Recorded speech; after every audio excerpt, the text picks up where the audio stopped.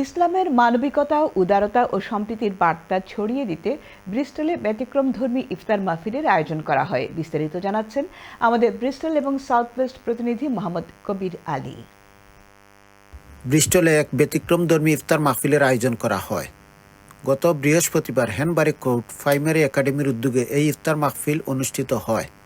ব্যতিক্রমধর্মী এই ইফতার মাহফিলের সার্বিক তত্ত্বাবধানে ছিলেন বাংলাদেশি কাউন্সিলর বদরুদ্দিন, আতাউর রহমান ও শিপার খান।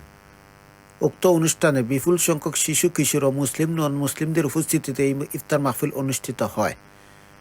এছাড়াও তুরস্ক, সুদানে, আফগানিস্তানে, বাংলাদেশি সহ বিভিন্ন মুসলিম দেশের নারী পুরুষ ইফতার মাহফিলে উপস্থিত ছিলেন।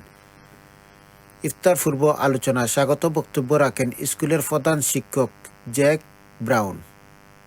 অতিথি হিসাবে আরও বক্তব্য রাখেন ব্রিস্টল সিটি কাউন্সিলের councillor Steven Smith, councillor Badruddin সহ স্কুলের শিক্ষকবৃন্দ ও অন্যান্য কমিউনিটি নেতৃবৃন্দ। বক্তারা বলেন, ইসলামের মানবিকতা, উদারতা ও সম্প্রীতির বার্তা ছড়িয়ে দিতে এই ধরনের আয়োজন আরও বেশি বেশি করা প্রয়োজন। স্কুলে তারা সাধারণ জন্য করছে, তারা তো নাইস একটা ইফতার হয়েছে, মাল্টিকালচারাল ইফতার পার্টি।